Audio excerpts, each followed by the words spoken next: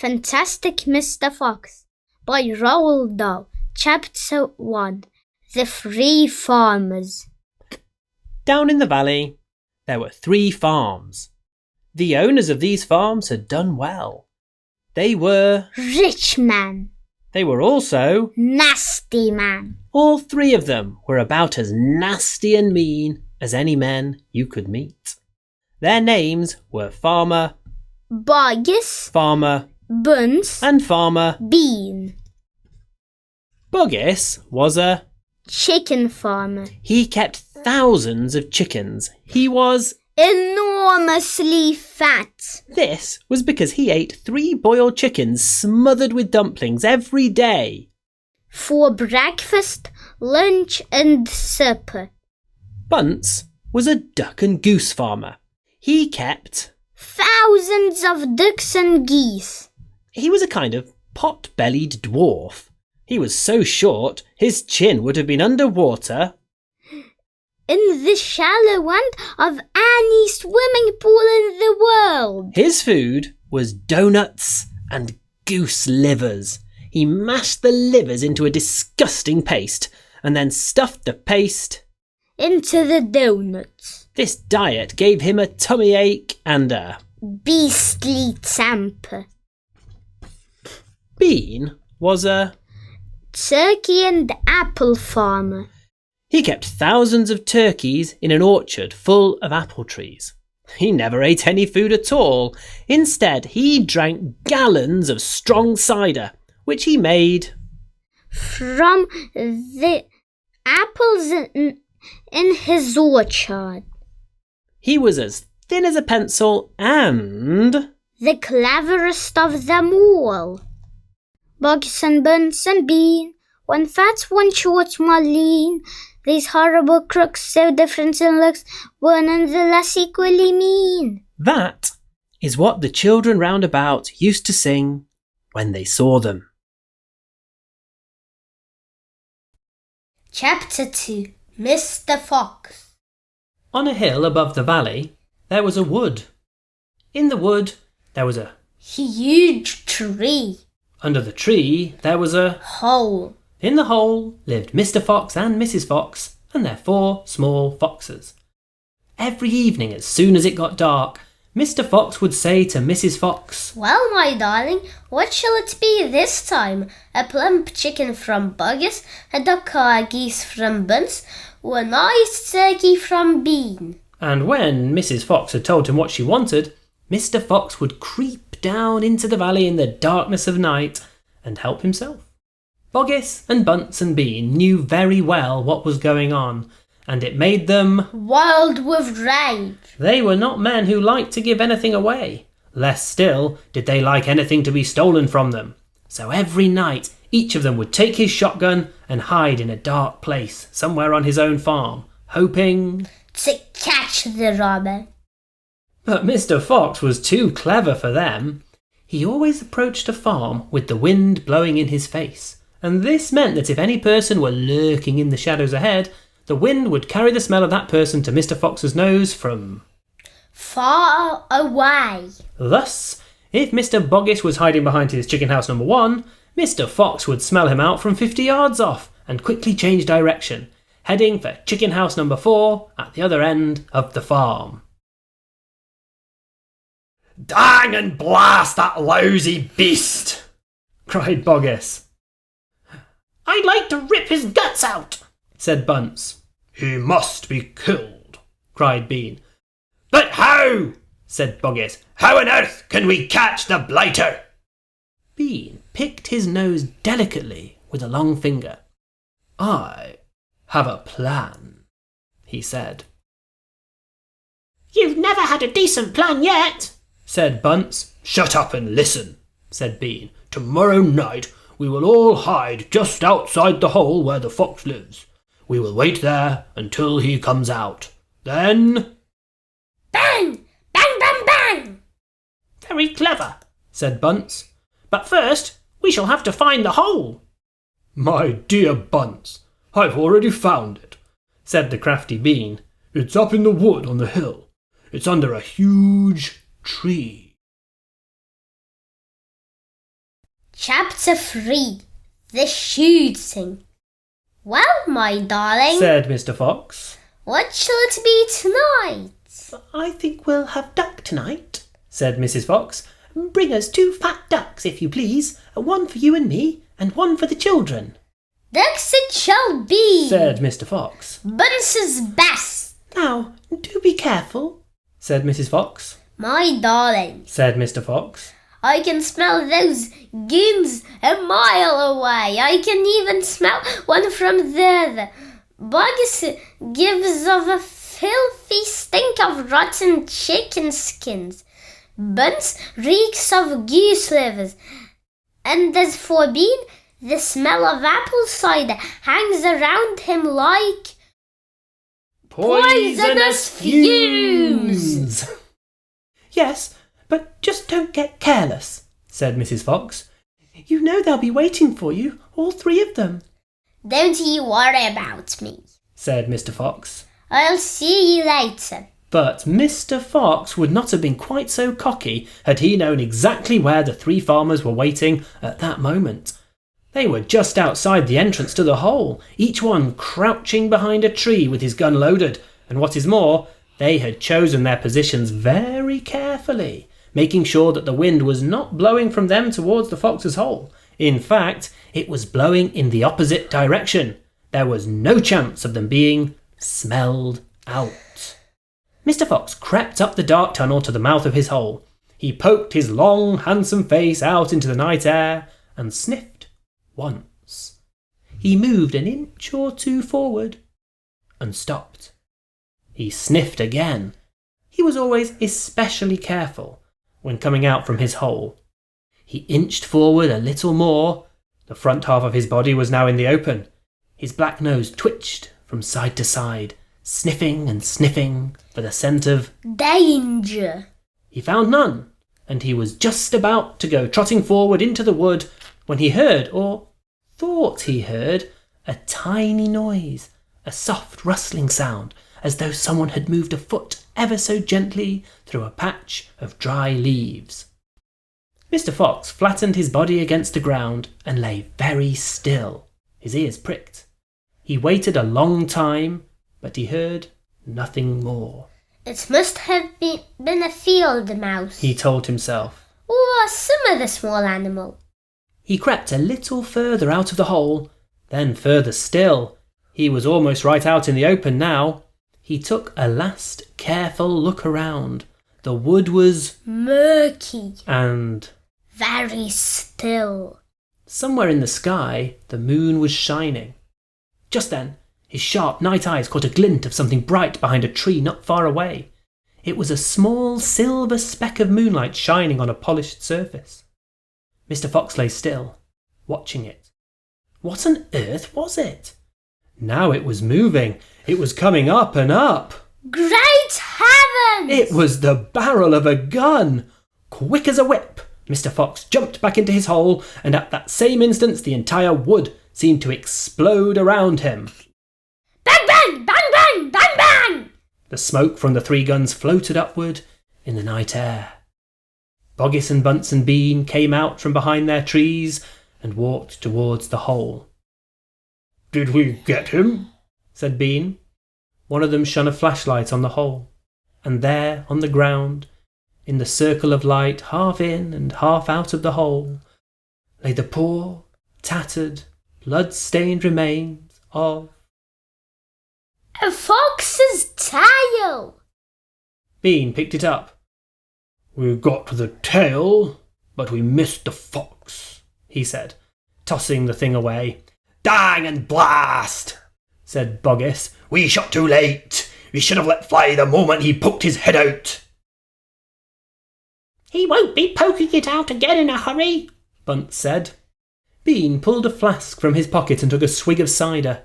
Then he said, It'll take 3 days at least before he gets hungry enough to come out again. I'm not sitting around here waiting for that. Let's dig him out. Ah, said Boggis. Now you're talking sense. We can dig him out in a couple of hours. We know he's there. I reckon there's a whole family of them down that hole, Bunce said. Then we'll have the lot, said Bean. Get the shovels! Chapter 4. The Terrible Shovels. Down in the hole, Mrs. Fox was tenderly licking the stump of Mr. Fox's tail to stop the bleeding.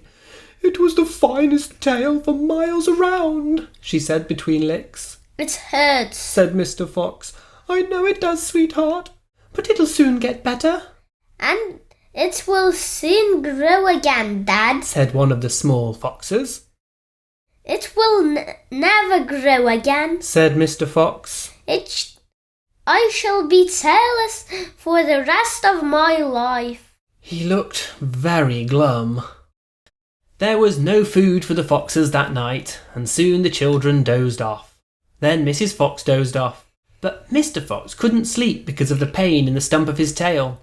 "Well," he thought, "I suppose I'm lucky to be alive at all, and now they've found the hole, we're going to have to move out as soon as possible. We'll never get any peace if we... What was that?" He turned his head sharply and listened. The noise he heard now was the most frightening noise a fox can ever hear.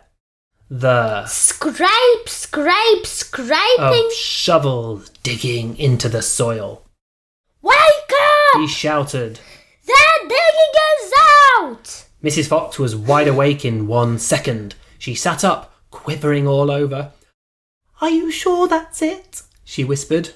"I'm positive. Listen." "They'll kill our children," cried Mrs. Fox. "Never," said Mr. Fox. "But darling, they will," sobbed Mrs. Fox. "You know they will." Scrunch, scrunch, scrunch went the shovels above their heads. Small stones and bits of earth began falling from the roof of the tunnel. How will they kill us, Mummy?" asked one of the small foxes. Her round black eyes were huge with fright. "Will there be dogs?" she said. Mrs. Fox began to cry. She gathered her 4 children close to her and held them tight. Suddenly, there was an especially loud crunch above their heads, and the sharp end of a shovel came right through the ceiling. The sight of this awful thing seemed to have an electric effect upon Mr. Fox. He jumped up and shouted, "I've got it! Come on! There's not a moment to lose! Why didn't I think of it before?" "Think of what, Dad?" "A fox can dig quicker than a man!" shouted Mr. Fox, beginning to dig. "Nobody in the world can dig as quick as a fox!" The soil began to fly out furiously behind Mr. Fox as he started to dig for dear life with his front feet. Mrs. Fox ran forward to help him. So did the 4 children. "Go downwards!" ordered Mr. Fox. "We've got to go deep! As deep as we possibly can!" The tunnel began to grow longer and longer. It sloped steeply downward. Deeper and deeper below the surface of the ground it went. The mother and the father and all 4 of the children were digging together. Their front legs were moving so fast you couldn't see them.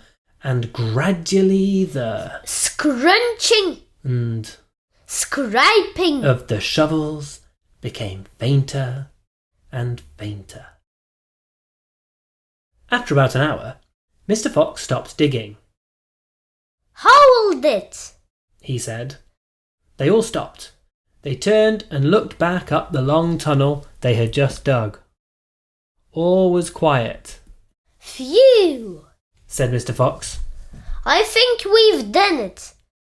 They'll never get as deep as this. Well done, everyone." They all sat down, panting for breath. And Mrs. Fox said to her children, "I should like you to know that if it wasn't for your father, we should all be dead by now. Your father is a fantastic fox." Mr. Fox looked at his wife and she smiled. He loved her more than ever when she said things like that.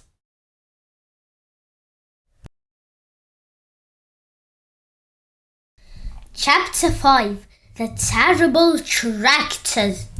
As the sun rose the next morning, Boggis and Bunce and Bean were still digging. They had dug a hole so deep you could have put a house into it. But they had not yet come to the end of the fox's tunnel. They were all very tired and cross. "Dang and blast," said Boggis. "Whose rotten idea was this?" "Bean's idea," said Bunce. Boggis and Bunce both stared at Bean. Bean took another swig of cider, then put the flask back into his pocket without offering it to the others. "Listen," he said angrily. "I want that fox. I'm going to get that fox. I'm not giving in till I've strung him up over my front porch, dead as a dumpling." "We can't get him by digging, that's for sure," said Boggis. "I've had enough of digging." Bunce looked up at Bean and said, "Have you got any more ridiculous ideas then?" "What?" said Bean. "I can't hear you." Bean never took a bath. He never even washed. As a result, his ear holes were clogged with all kinds of muck and wax and bits of chewing gum and dead flies and stuff like that. This made him deaf. "Speak louder," he said to Bunce, and Bunce shouted back, "Got any more ridiculous ideas?" Bean rubbed the back of his neck with a dirty finger. He had a boil coming there, and it itched. "What we need on this job," he said, "is machines. Mechanical shovels. We'll have 'em out in 5 minutes with mechanical shovels." This was a pretty good idea, and the other two had to admit it. "All right then," Bean said, taking charge. "Boggis, you stay here and see the fox doesn't escape. Bunce and I will go and fetch our machinery. If he tries to get out, shoot him quick." The long, thin Bean walked away. The tiny Bunce trotted after him. The fat Boggis stayed where he was, with his gun pointing at the foxhole. Soon, two Enormous caterpillar tractors with mechanical shovels on their front ends came clanking into the wood. Bean was driving one, Bunce the other. They were murderous, brutal-looking monsters. Here we go then, shouted Bean. "Death to the fox!" shouted Bunce. The machines went to work, biting huge mouthfuls of soil out of the hill. The big tree under which Mr. Fox had dug his hole in the first place was toppled like a matchstick. On all sides, rocks were sent flying, trees were falling, and the noise was deafening. Down in the tunnel, the foxes crouched, listening to the terrible Clanking and banging. overhead. "What's happening, Dad?" cried the small foxes. "What are they doing?" Mr. Fox didn't know what was happening or what they were doing. "It sounds like an earthquake," cried Mrs. Fox. "Look!" said one of the small foxes. "Our tunnels got shorter. I can see daylight." They all looked round, and yes, the mouth of the tunnel was only a few feet away from them now, and in the circle of daylight beyond they could see the two huge tractors, almost on top of them. "Tractors!" shouted Mr. Fox. "And mechanical shovels! Dig for your lives! Dig, dig, dig!" Chapter 6. The Race. Now there began a desperate race, the machines against the foxes. In the beginning, the hill looked like this. After about an hour, as the machines bit away more and more soil from the hilltop, it looked like this. Sometimes the foxes would gain a little ground and the clanking noises would grow fainter, and Mr. Fox would say, "We're going to make it. I'm sure we are." But then a few moments later the machines would come back at them, and the crunch of the mighty shovels would get louder and louder. Once the foxes actually saw the sharp metal edge of one of the shovels as it scraped up the earth just behind them. Keep going, my darlings. Panted Mr. Fox. Don't give up. Keep going, Boggis shouted to Bunce and Bean. we'll get him any moment now. Have you caught sight of him yet? Bean called back. Not yet, Shouted Boggis. but I think you're close. I'll pick him up with my bucket. Shouted Bunce. I'll chop him to pieces. But by lunchtime, the machines were still at it. And so were the poor foxes. The hill now looked like this.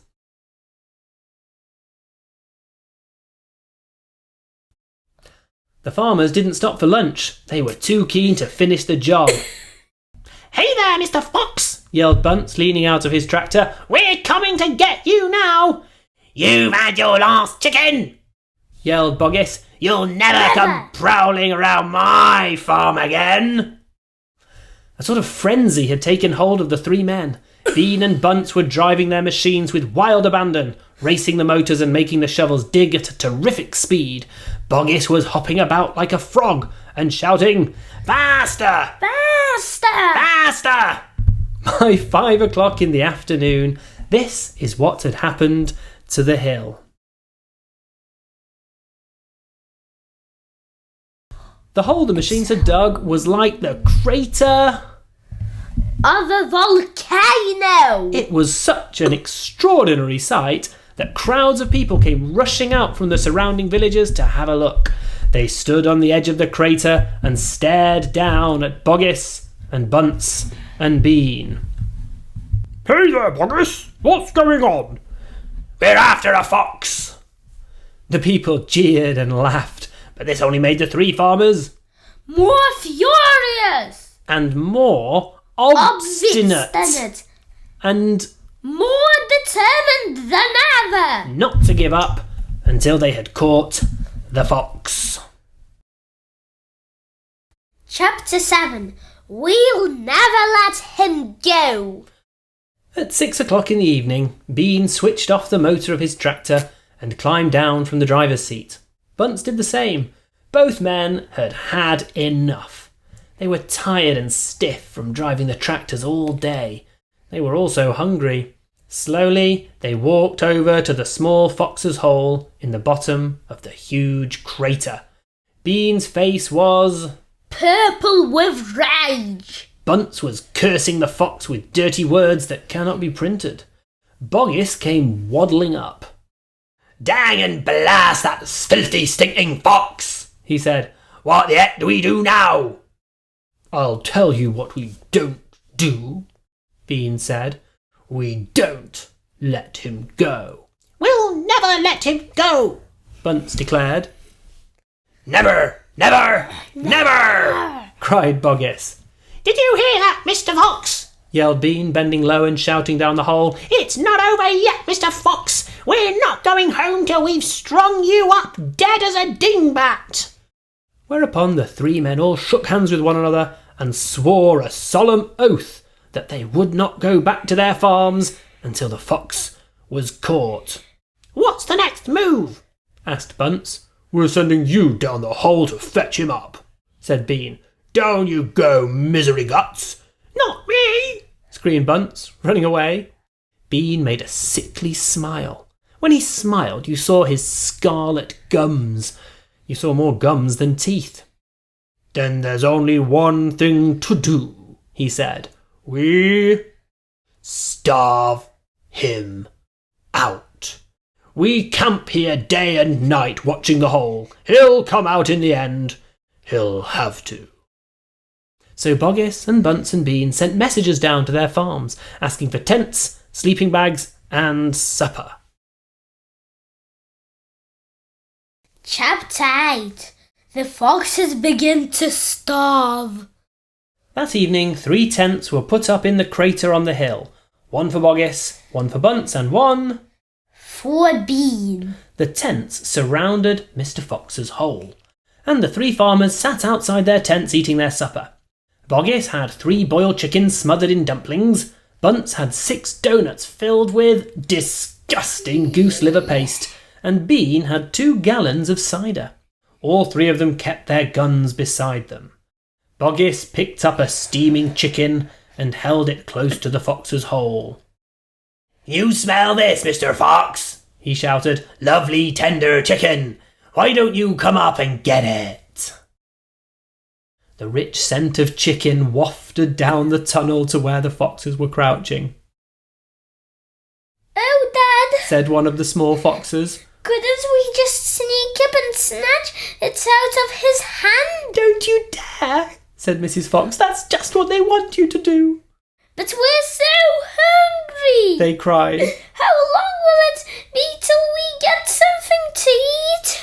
Their mother didn't answer them, nor did their father. There was no answer to give.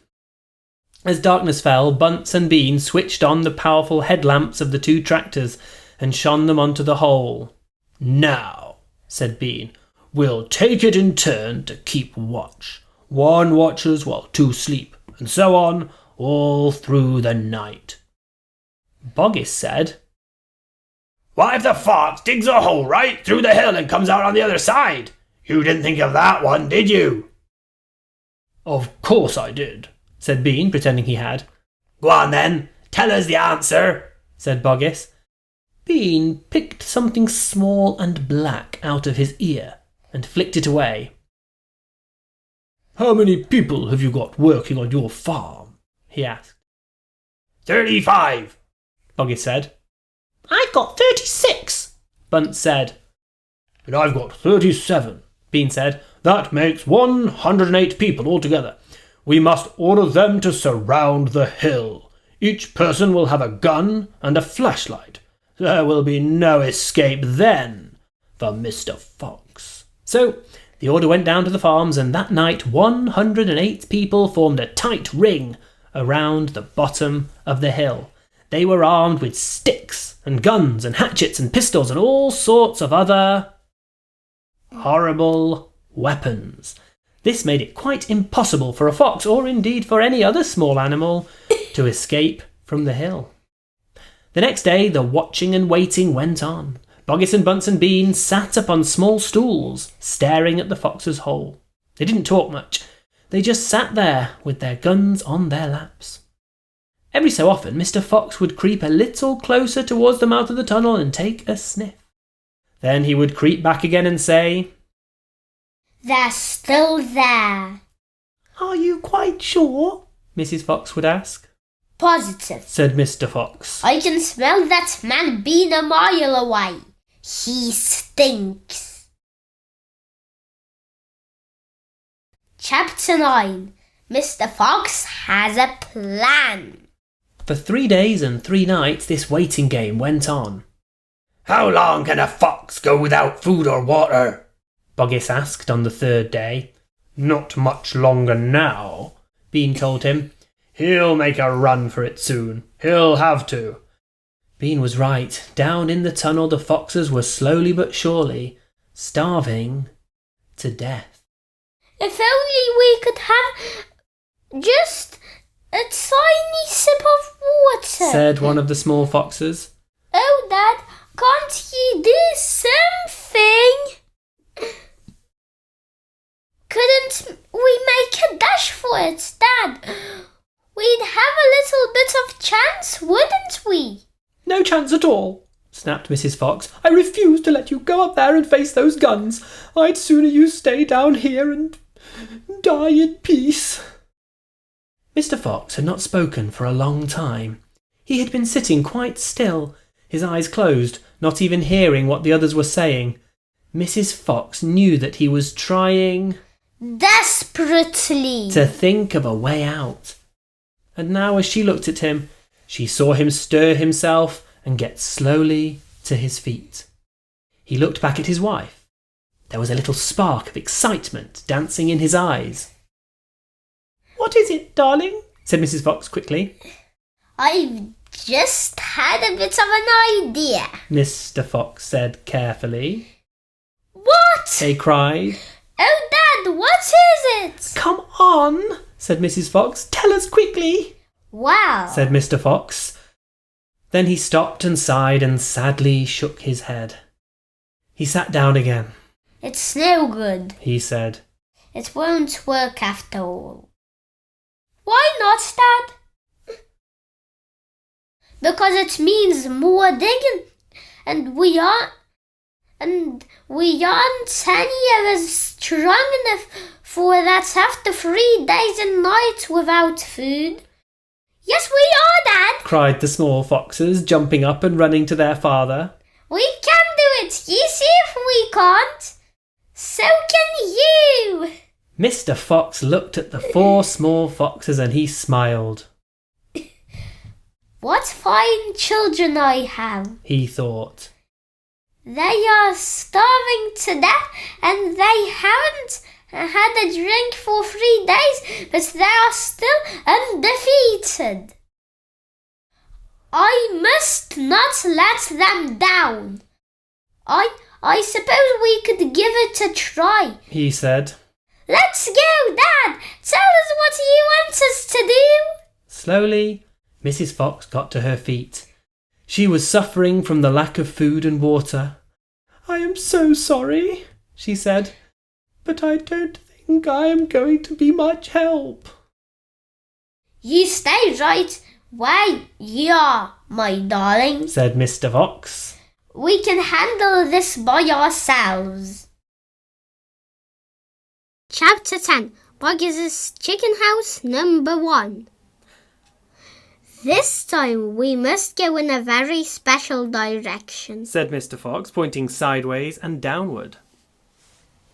So, he and his 4 children started to dig once again. The work went much more slowly now, yet they kept at it with great courage, and little by little the tunnel began to grow. Dad, I wish you would tell us where we are going, said one of the children. I dare not to do that, said Mr. Fox. Because this place I am hoping to get to is so marvellous that if I described it to you now, you would go wild with excitement.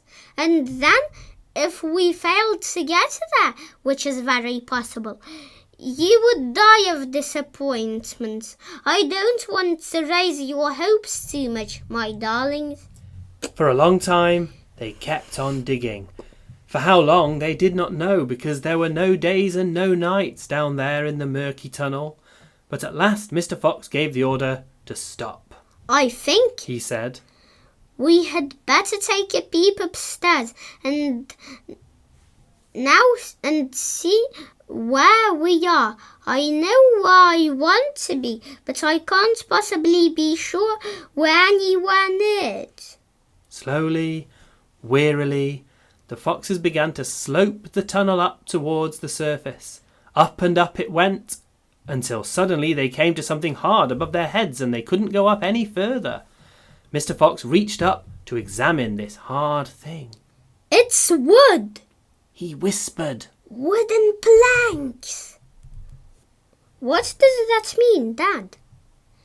It means, unless I am very much mistaken, that we are right underneath somebody's house, whispered Mr. Fox. Be very quiet now while I take a peek. Carefully, Mr. Fox began pushing up one of the floorboards. The board creaked most terribly, and they all ducked down, waiting for something awful to happen. Nothing did. So Mr. Fox pushed up a second board, and then, very cautiously, he poked his head up through the gap. He let out a shriek of excitement. I've done it! He yelled. I've done it first time! I've done it! He pulled himself up through the gap in the floor and started prancing and dancing with joy. Come on up! He sang out. Come on up and see where you are, my darlings! What a sight for a hungry fox! Hallelujah! Hooray! Hooray! The 4 small foxes scrambled up out of the tunnel, and what a fantastic sight it was that now met their eyes. They were in a huge shed, and the whole place was teeming with chickens. There were white chickens and brown chickens and black chickens by the 1,000. Boggis's chicken house number 1! cried Mr. Fox. It's exactly what I was aiming at. I hit it slap in the middle. First time. Isn't that fantastic? And if I may say so, rather clever. The small foxes went wild with excitement. They started running around in all directions, chasing the chickens. Wait! Ordered Mr. Fox. Don't lose your heads. Stand back, calm down.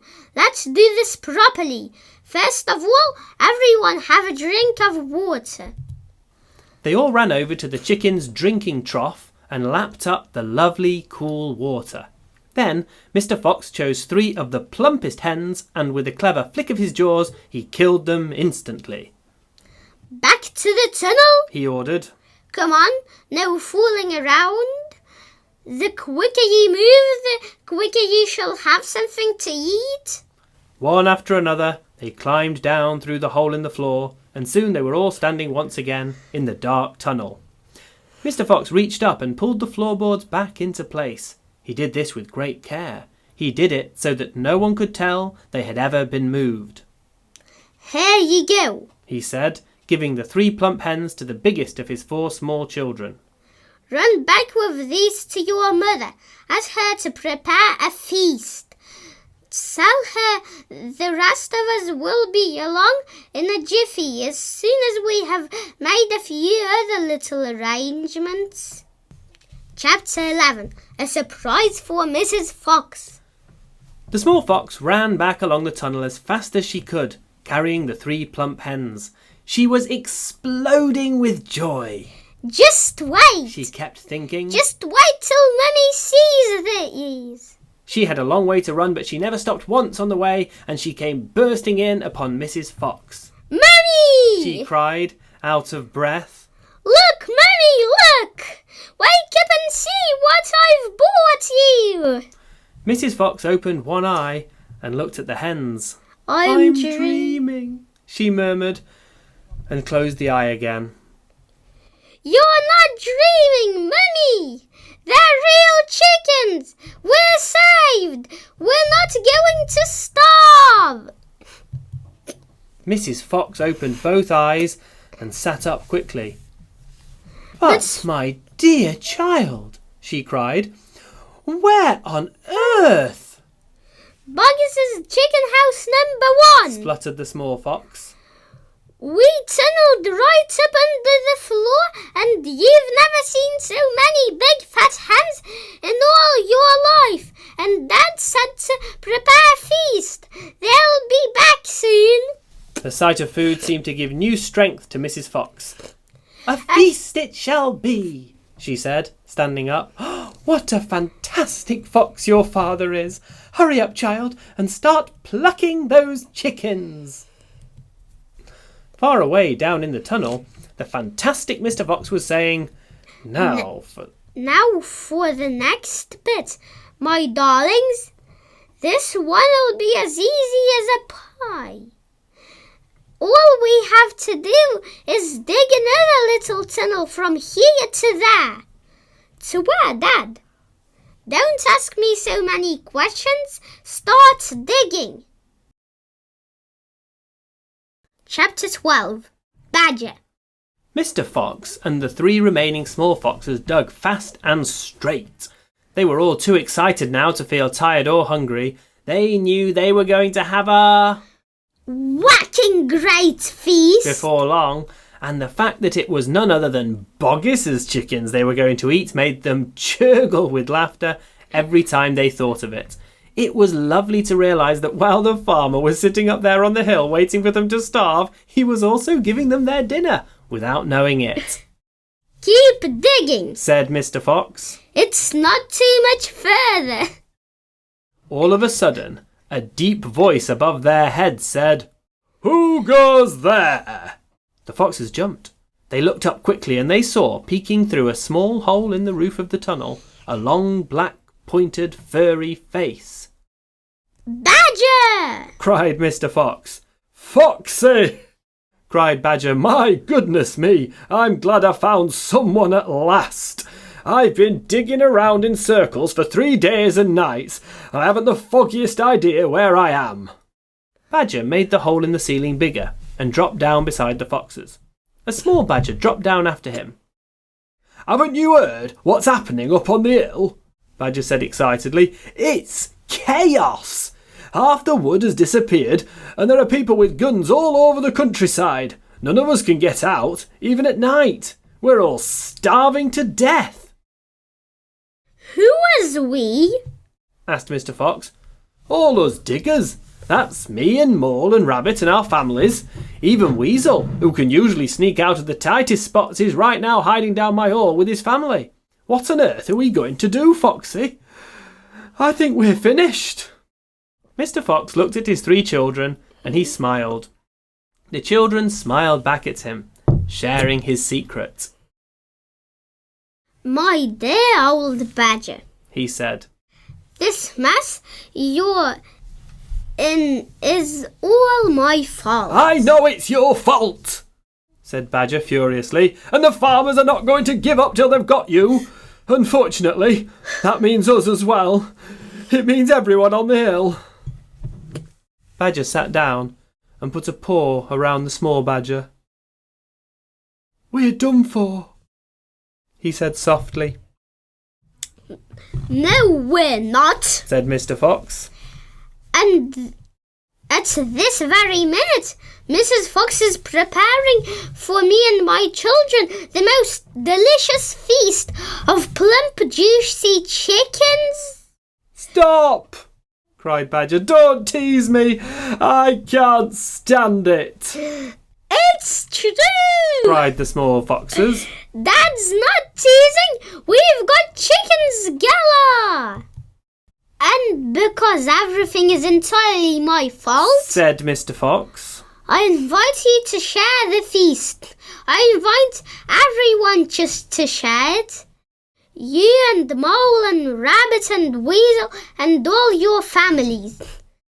There'll be plenty to go round, I can assure you.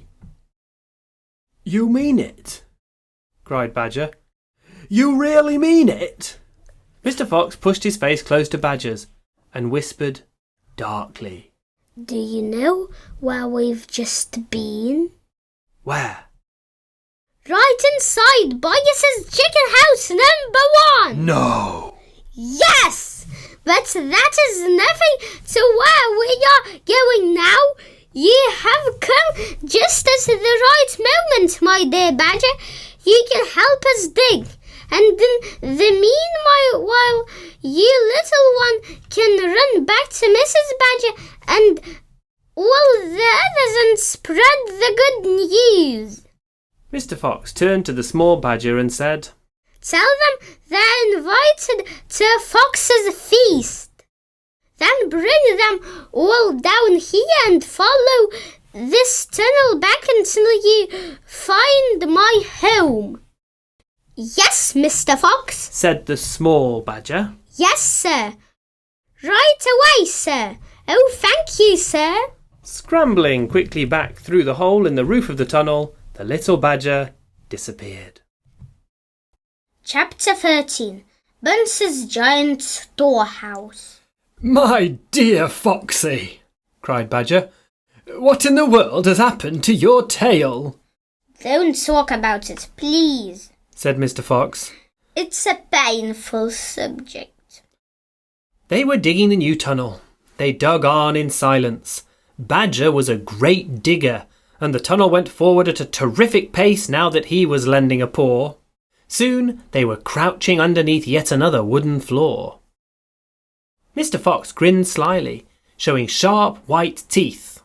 If I am not mistaken, my dear Badger, He said.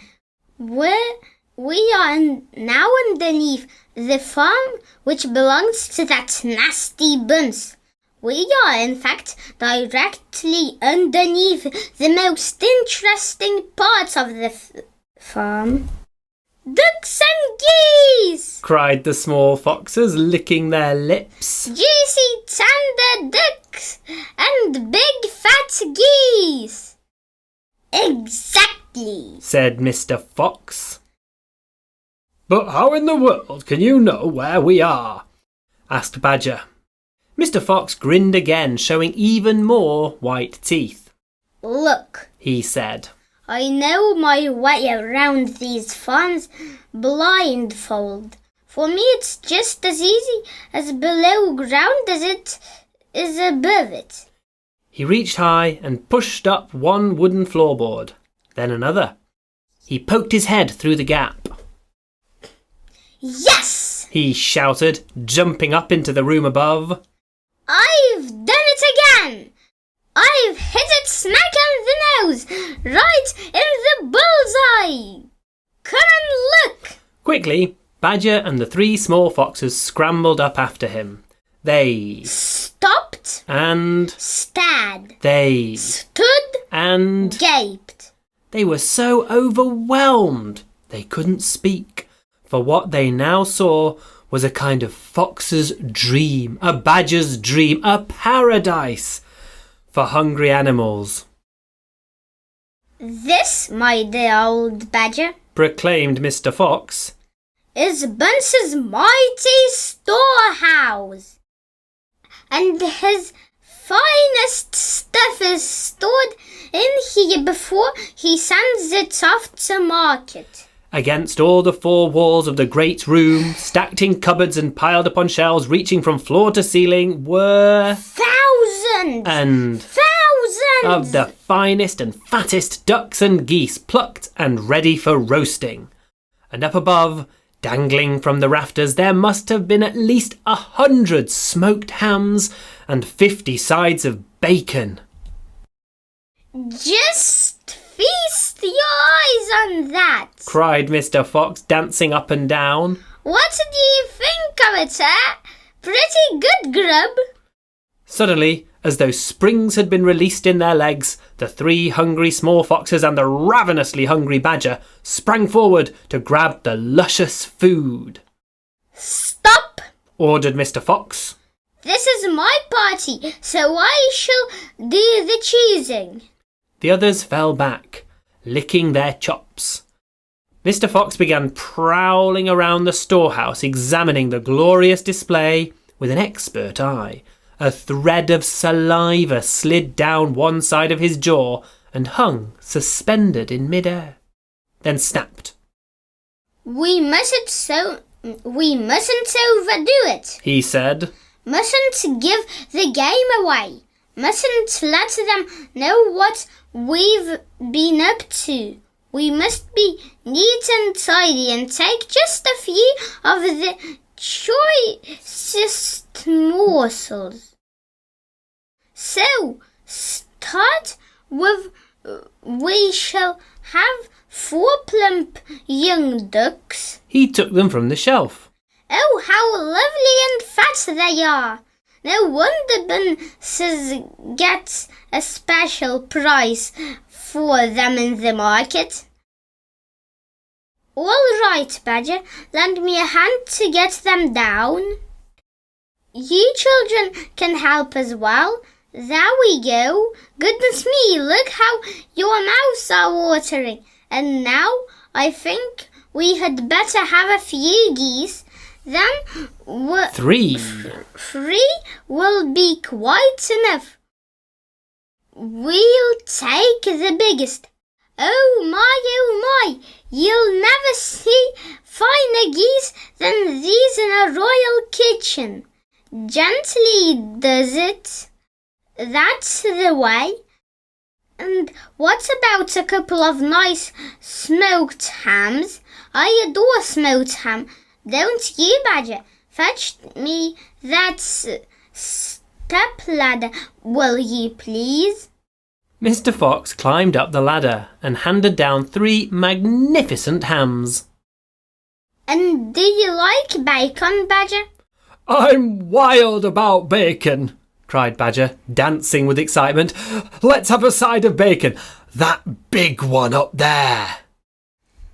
And carrots, Dad! Said the smallest of the 3 small foxes. We must take some of those carrots. Don't be a twerp, said Mr. Fox. You know we never eat things like that. It's not for us, Dad.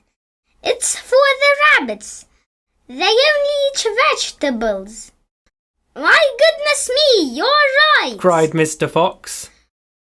What a thoughtful little fox ye are, than 10 bunches of carrots. Soon, all this lovely loot was lying in a neat heap upon the floor. The small foxes crouched close, their noses twitching, their eyes shining like stars. And now, said Mr. Fox, we shall have to borrow from our friend Buns 2 of those useful pushcarts over in the corner. He and Badger fetched the pushcarts and the Ducks, and geese, and hams, and bacon. were loaded onto them. Quickly the pushcarts were lowered through the hole in the floor. The animals slid down after them. Back in the tunnel, Mr. Fox again pulled the floorboards very carefully into place so that no one could see they had been moved.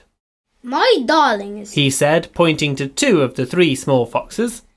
take a cart each and run back as fast as ye can to your mother.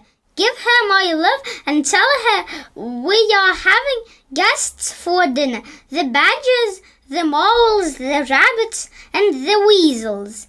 Tell her it will be a truly great feast. And tell her the rest of us will be home as soon as we've done one more little job. Yes, Dad. Right away, Dad. They answered, and they grabbed a trolley each and went rushing off down the tunnel. Chapter 14. Badger has doubts. Just one more visit, Cried Mr. Fox. and I'll bet I know where that'll be. Said the only small fox now left. She was the smallest fox of them all. Where? Asked Badger. Well, Said the smallest fox. we've been to Bias and we've been to Buns, but we haven't been to Bean. It must be Bean. You're right. Said Mr. Fox. But what you don't know is which part of Bean's place we are about to visit. Which? They said both together. Aha! Said Mr. Fox. Just you wait and see. They were digging as they talked. The tunnel was going forward fast. Suddenly Badger said, Doesn't this worry you just a tiny bit, Foxy? Worry me? Said Mr. Fox. What? All this stealing. Mr. Fox stopped digging and stared at Badger as though he had gone completely dotty. My dear old furry friend, He said, do you know anyone in the whole world who wouldn't swipe a few chickens if their children were starving to death? There was a short silence while Badger thought deeply about this. You're far too respectable. Said Mr. Fox. There's nothing wrong with being respectable. Badger said. Look, Said Mr. Fox. Bugs and Buns and Bean are ought to kill us. You realize that, I hope. I do, Foxy. I do indeed, said the gentle Badger. But we're not going to stoop to their level. We don't want to kill them. I should hope not, indeed, Said Badger. We wouldn't dream of it. Said Mr. Fox. We shall simply take a little food here and there to keep us and our families alive, right? I suppose we'll have to, said Badger. If they want to be horrible, let them. Said Mr. Fox. We down here are decent, peace-loving people. Badger laid his head on one side and smiled at Mr. Fox. Foxy, he said, I love you. Thank you. Said Mr. Fox. And now let's get on with the digging. 5 minutes later, Badger's front paws hit against something flat and hard. What on earth is this? He said. It looks like a solid stone wall. He and Mr. Fox scraped away the soil. It was a wall, but it was built of bricks, not stones. The wall was right in front of them, blocking their way. Now, who in the world would build a wall under the ground? Asked Badger. Very simple, Said Mr. Fox. it's the wall of an underground room. And if I am not mistaken, this is exactly what I'm looking for. Chapter 15, Bean's Secret Cider Cellar. Mr. Fox examined the wall carefully. He saw that the cement between the bricks was old and crumbly, so he loosened a brick without much trouble and pulled it away. Suddenly, out from the hole where the brick had been, there popped a small, sharp face with whiskers. Go away! It snapped. You can't come in here. It's private. Good Lord, Said Badger. it's Rat. You trickster! Said Mr. Fox. I should have guessed we'd find you down here somewhere. Go away! Shrieked Rat. Go on, beat it. This is my private pitch. Shut up! Said Mr. Fox. I will not shut up. Shrieked Rat. This is my place. I got here first. Mr. Fox gave a brilliant smile, flashing his white teeth. My dear Rat, He said softly. I am a hungry fellow, and if you don't hop it quickly, I shall eat you in one gulp. That did it. Rat popped back fast out of sight. Mr. Fox laughed and began pulling more bricks out of the wall. When he had made a biggish hole, he crept through it. Badger and the smallest fox followed him in. They found themselves in a vast, damp, gloomy cellar. This is it! Cried Mr. Fox. This is what? Said Badger.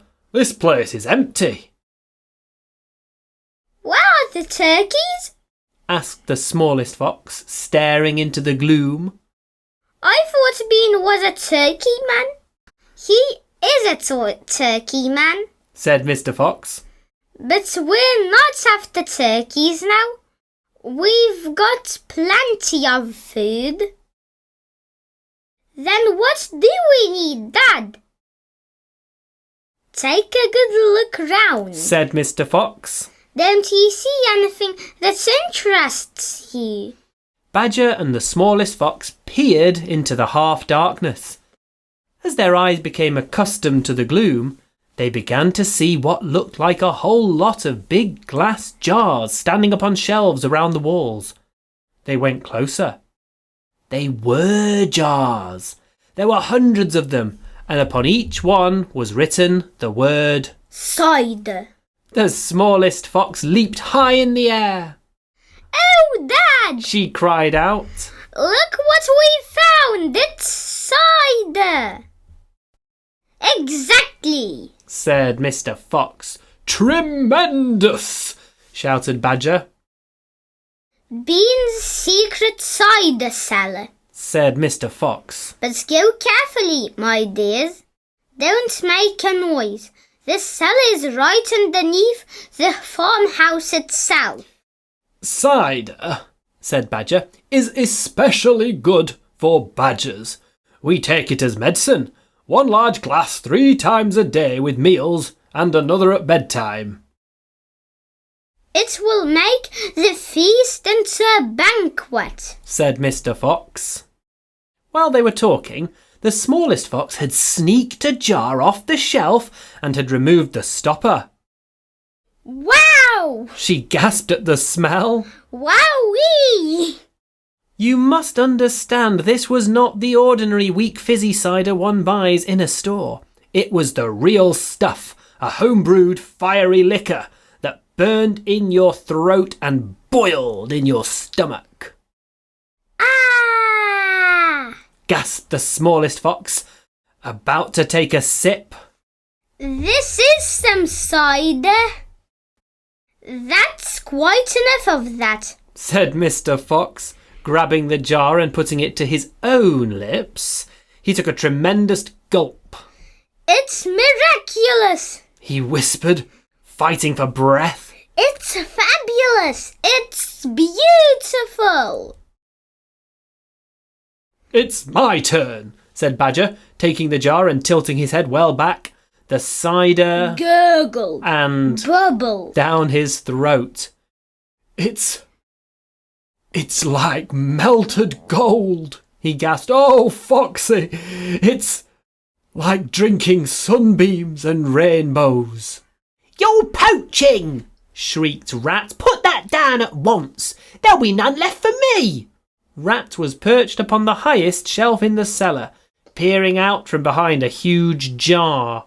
There was a small rubber tube inserted in the neck of the jar, and Rat was using this tube to suck out the cider. You're drunk, said Mr. Fox. Mind your own business, shrieked Rat. And if you great clumsy brutes come messing about in here, we'll all be caught. Get out and leave me to sip my cider in peace. At that moment, they heard a woman's voice calling out in the house above them. Hurry up and get that cider, Mabel, the voice called. You know Mr. Bean doesn't like to be kept waiting, especially when he's been out all night in a tent. The animals froze. They stayed absolutely still, their ears pricked, their bodies tense. Then they heard the sound of a door being opened. The door was at the top of a flight of stone steps leading down from the house to the cellar, and now someone was starting to come down those steps. Chapter 16. The Woman. Quick, said Mr. Fox. Hide! He and Badger and the smallest fox jumped up onto a shelf and crouched behind a row of big cider jars. Peering around the jars, they saw a woman coming down into the cellar.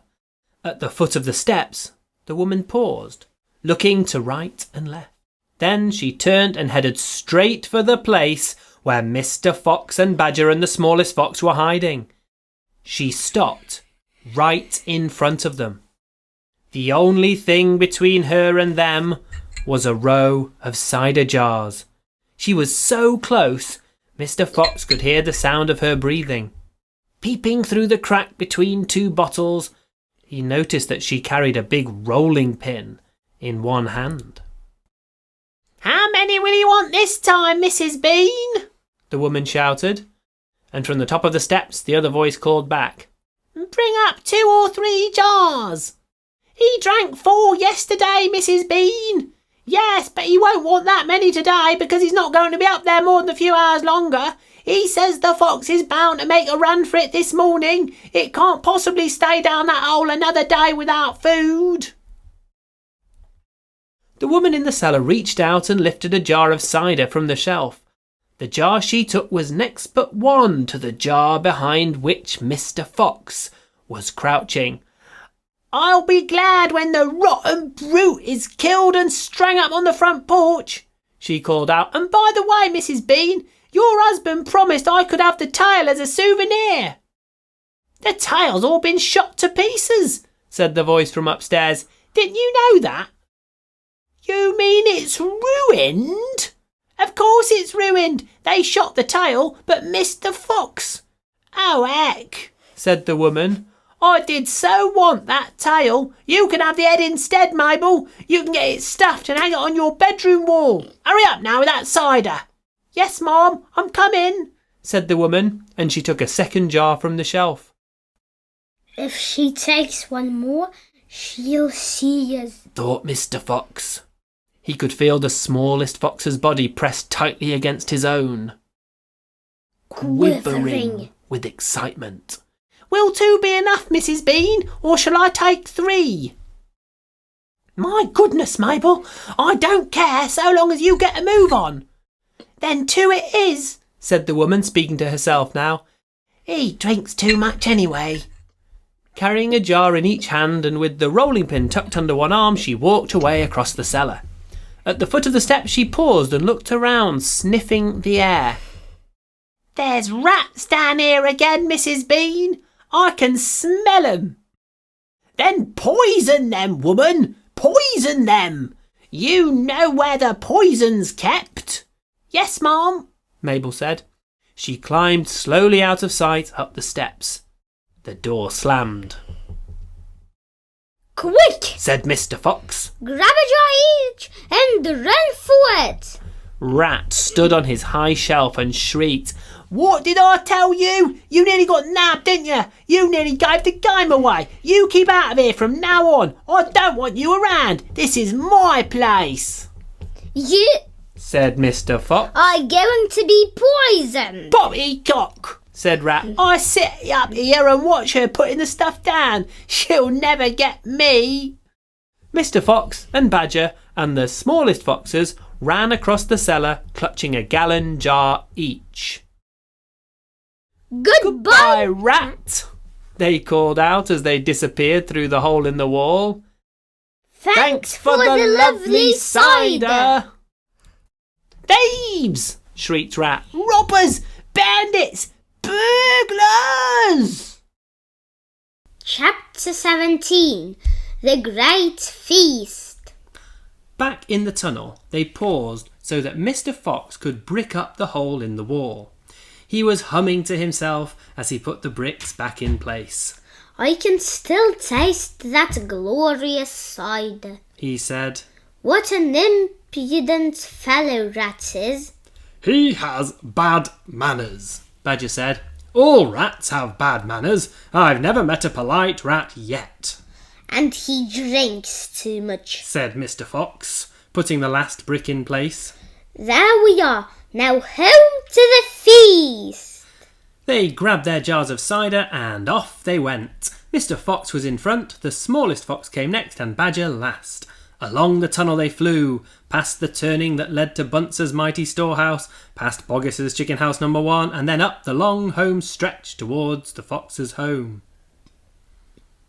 Keep it up, my darlings, shouted Mr. Fox. We'll soon be there. Think what's waiting for us at their end. And just think what we're bringing home with us in these jars. That's what to cheer up, Mrs. Fox. Mr. Fox sang a little song as he ran. Home again swiftly I glide, back to my beautiful bride. She'll not feel so rotten as soon as she's gotten some cider inside her inside. Then Badger joined in.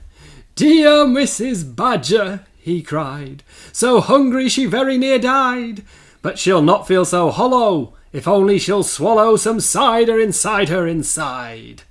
They were still singing as they rounded the final corner and burst in upon the most wonderful and amazing sight any of them had ever seen. The feast was just beginning. A large dining room had been hollowed out of the earth, and in the middle of it, seated around a huge table, were no less than 29 animals.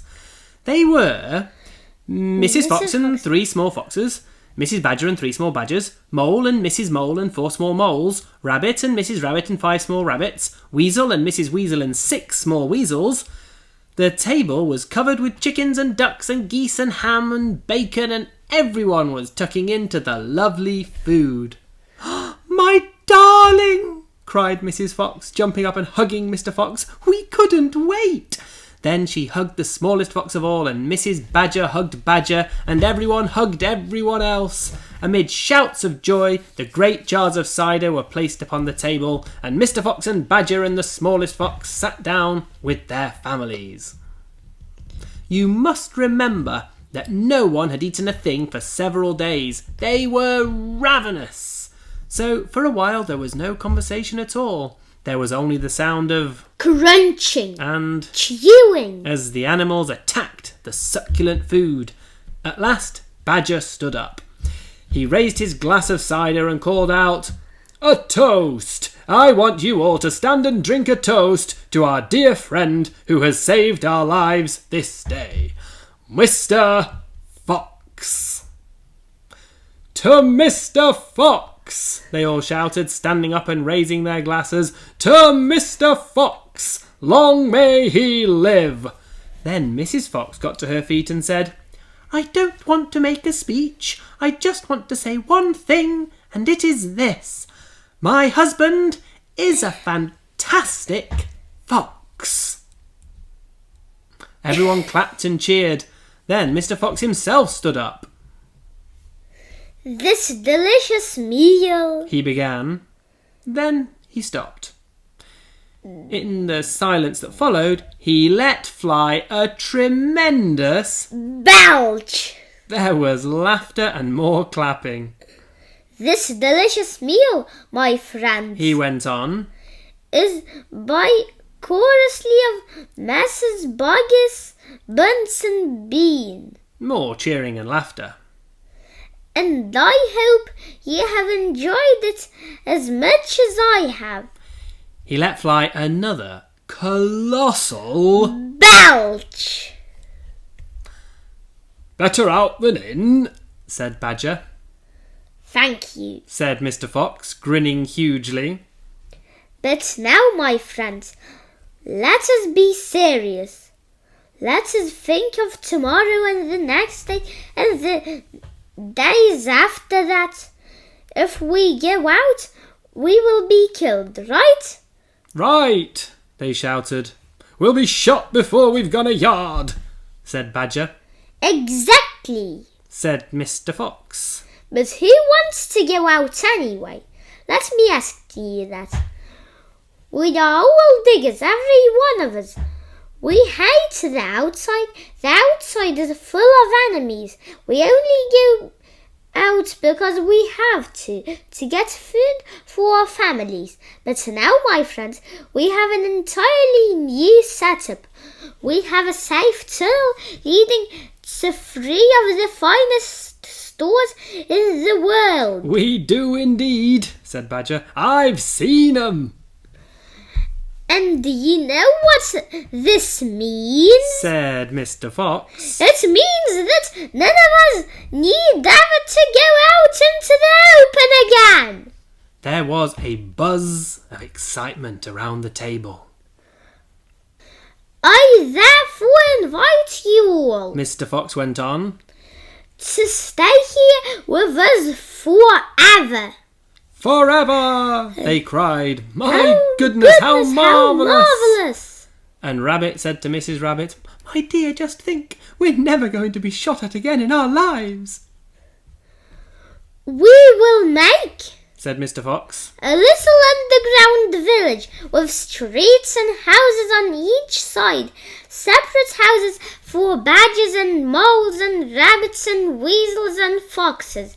And every day I will go shopping for all of you. And every day we will eat like royalty. The cheering that followed this speech went on for many minutes. Chapter 18. Still waiting. Outside the Fox's hole, Boggis and Bunsen Bean sat beside their tents with their guns on their laps. It was beginning to rain. Water was trickling down the necks of the 3 men and into their shoes. He won't stay down there much longer now, Boggis said. The brute must be famished, Bunt said. That's right, Bean said. He'll be making a dash for it at any moment. Keep your guns handy. They sat there by the hole, waiting for the fox to come out. And, so far as I know, they are Still waiting. The end.